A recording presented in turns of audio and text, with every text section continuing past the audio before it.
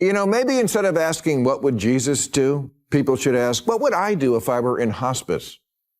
A frequent guest of this show, who I always called my favorite congressman, was in hospice recently. Barney Frank died this month, but on the way out, he said, I want to use my unfortunate situation to say something that I think is very important. He said, the key to liberal democracy being able to come back is to get rid of the perception that we have allowed to grow that the entire Democratic Party is committed to a series of very drastic social reconstructions that go beyond the politically acceptable. And there, in one sentence, is the autopsy the Democrats have been so desperately searching for. It sounds a lot like what Obama said after he left office. The average American doesn't think we have to completely tear down the system and remake it. They just don't want to see crazy stuff. Bill Maher has never been shy about criticizing politicians, but this time, his comments struck a different tone.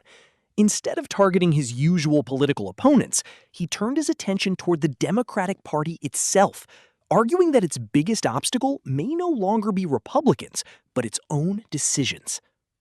According to Maher, many longtime supporters are becoming frustrated with what they see as inconsistency and political double standards. He suggested that if party leaders continue ignoring those concerns, they risk losing even more voters in future elections. With the next major election cycle already approaching, Maher believes Democrats have less time than they think to rebuild trust. The real question, he argues, isn't whether mistakes were made. It's whether the party is willing to admit them before it's too late. New rule. The next time the Democrats need an autopsy, they have to hire an actual coroner, because he or she couldn't do worse than the gutless stiffs they have doing it now. You probably heard the party released their autopsy on the November 2024 loss last week, in May of 2026. Because the Democrats are like Don Corleone. They insist on hearing bad news immediately. Oh, nobody remembers the movie, huh? What a shame. What a shame. You ought to check it out. It's very good. Maher pointed to the Democratic Party's post-election review following the 2024 race and questioned why it arrived so late. In his view, a serious political organization should begin evaluating its losses immediately after an election, not many months later. He argued that every delay wastes valuable time. Instead of spending years discussing what went wrong, party leaders should already be preparing for the next electoral battle. With upcoming congressional races drawing closer and another presidential election on the horizon, Maher suggested that voters expect action, not endless reflection. Looking backward may explain past defeats, but it doesn't guarantee future victories. For him, leadership means recognizing problems quickly and responding before those problems become permanent.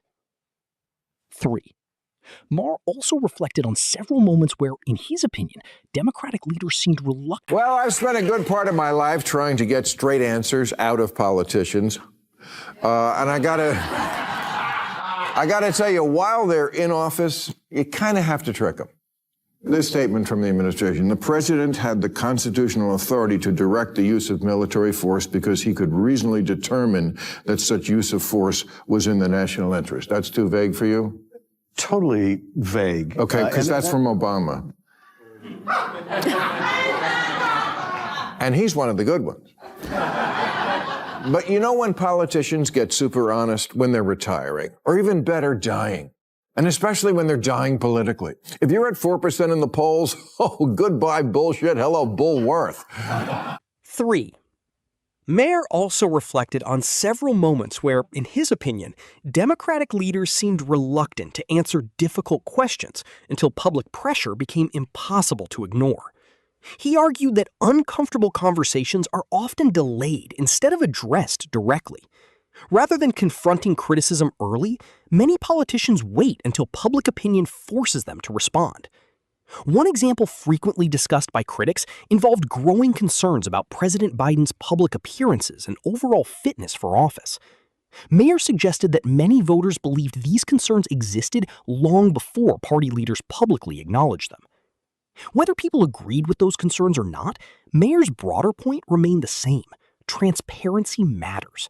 When leaders appear unwilling to discuss obvious issues, public trust begins to weaken. Once confidence is lost, rebuilding it becomes far more difficult than addressing the issue honestly from the start. Make you talk? We can't get you to shut up then. I see it here all the time. Politicians who are intransigent partisans or lackey water carriers, and then they're out of office, and it's read my book where I say all the things I should have said but didn't during my 500 years in office. Maher then broadened the discussion beyond one political party, arguing that many politicians only become completely honest after leaving public office. He noted how former officials often publish books or give interviews, reviewing stories they never shared while they still held power. Those revelations may attract attention, but they also raise an important question. If those truths were worth telling later, why weren't they shared when voters could actually benefit from them? According to Maher, public service should be built on accountability, not convenience. Speaking openly only after the political risks have disappeared may satisfy curiosity, but it does little to help the people who trusted those leaders while they were still making important decisions. He argued that honesty carries the greatest value. You know, maybe instead of asking, what would Jesus do? People should ask, what would I do if I were in hospice?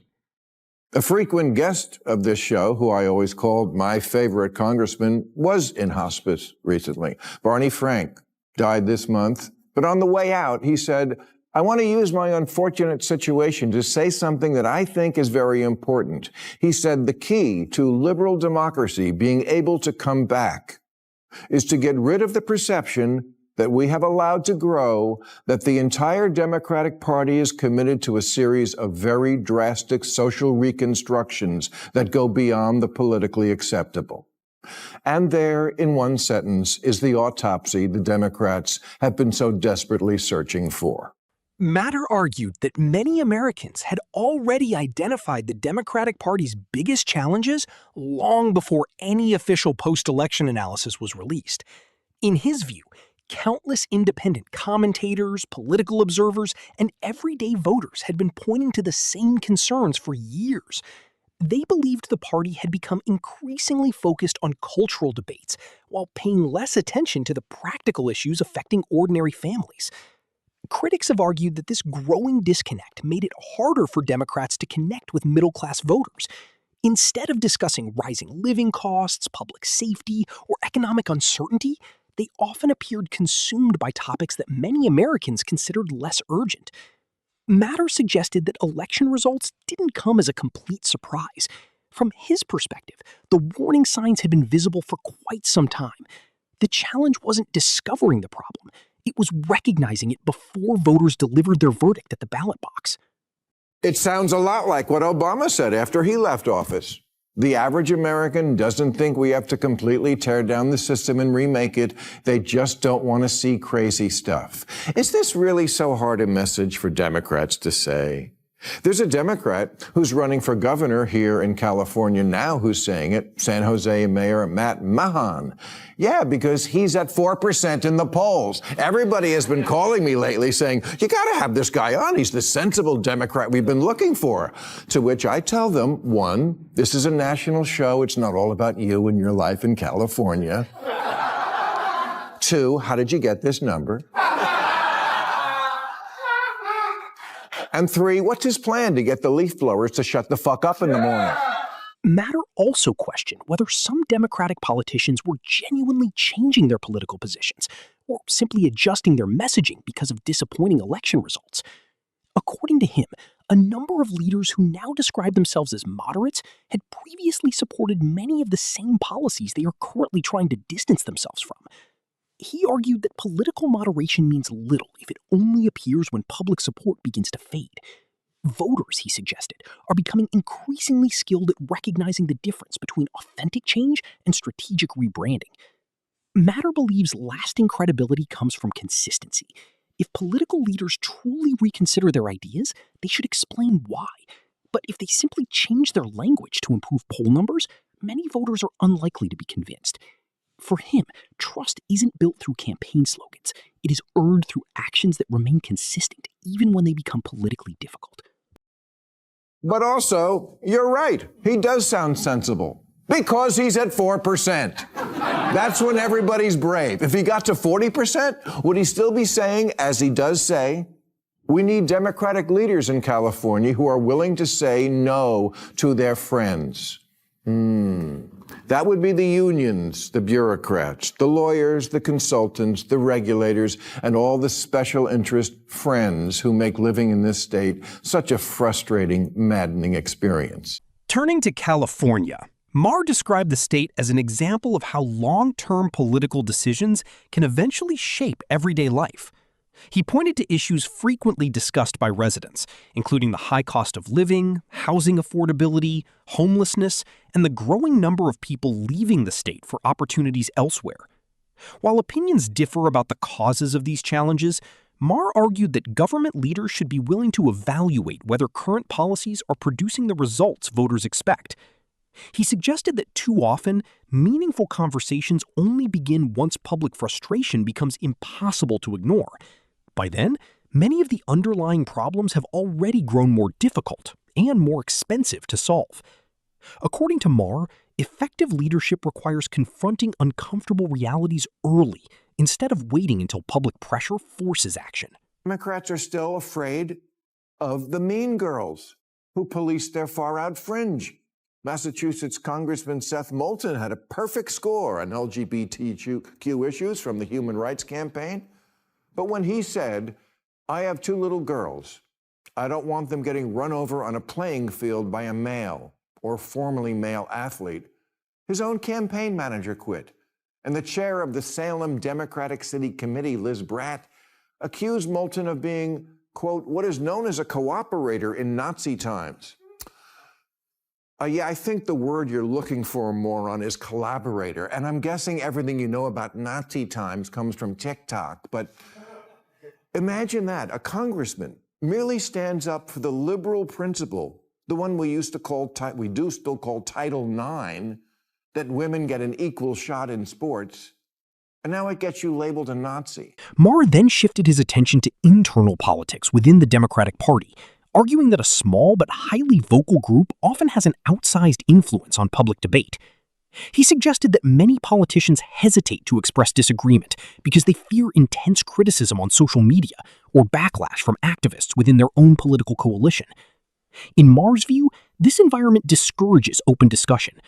Instead of speaking honestly about difficult issues, some leaders choose safer positions that avoid controversy, even if those positions don't fully reflect their personal beliefs. He argued that healthy political parties should welcome debate rather than discourage it. Honest disagreement, he said, should not be viewed as betrayal, but as part of improving ideas and strengthening public trust. Maher concluded that voters... I'm sorry, Democratic women, but this is your party. You have a special responsibility to look tough. Senator Alyssa Slotkin seems to get that, and not just because of her service in Iraq and with the CIA, but because she says things like, Democrats need to fucking retake the flag.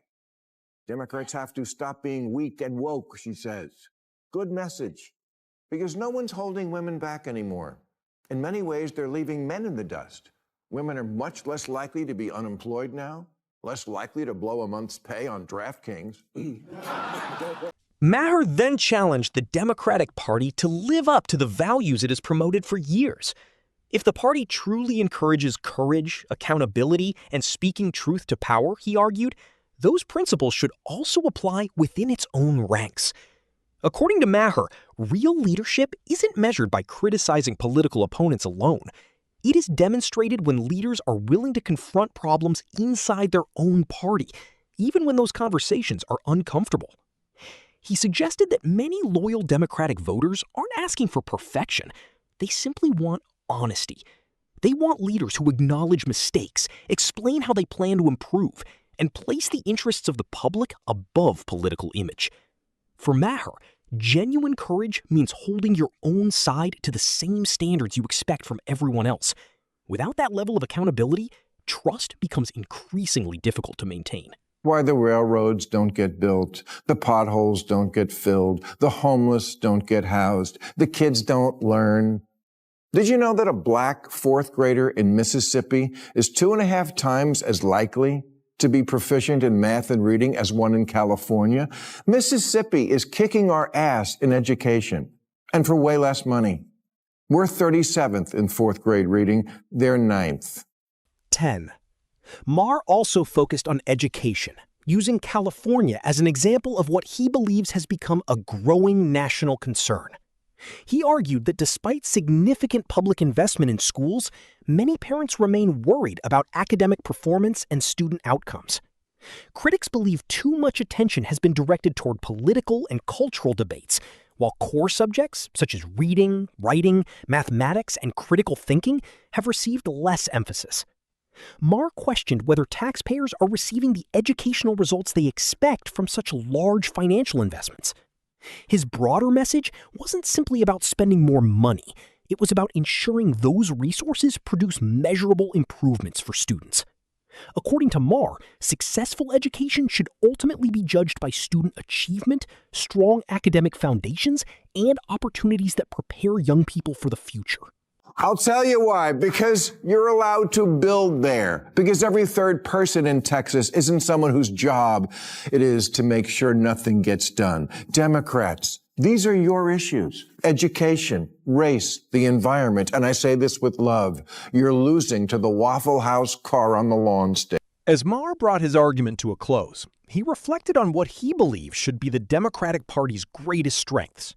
For decades, Democrats have presented themselves as champions of quality education, environmental protection, equal opportunity, and policies designed to improve everyday life. Maher argued that voters expect measurable results, not simply promises or campaign messaging. He pointed to states with very different political leadership that, in some areas, have achieved stronger outcomes, despite having fewer advantages. Whether people agree with those comparisons or not, Maher believes they raise an important question. Should success be measured by political branding or by the real-world impact of government decisions? His conclusion was straightforward. Political parties earn lasting public support when they focus less on symbolic victories and more on solving practical problems that affect ordinary citizens every day. Ultimately, Maher argued that elections are won through trust, credibility, and results. Voters may forgive mistakes, but they are far less likely to forgive leaders who refuse to recognize them. If political leaders want to regain confidence, he believes the first step is simple. Acknowledge reality, address problems honestly, and allow actions, not slogans, to speak for themselves. If you enjoyed this discussion, don't forget to like the video, subscribe to the channel, and share your thoughts in the comments below. We'd love to hear your perspective on the issues raised today.